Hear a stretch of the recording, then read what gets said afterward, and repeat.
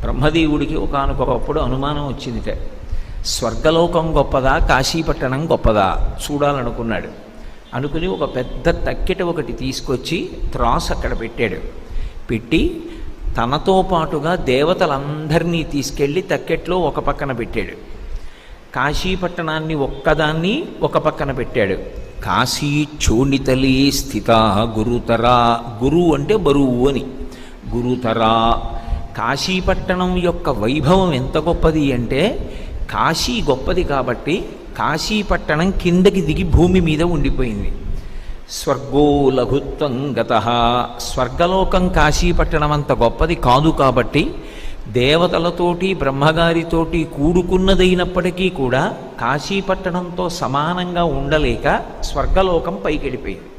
అందుకని స్వర్గలోకం పైనుంటుంది, కాశీపట్టణం భూమి మీద ఉంది అన్నారు.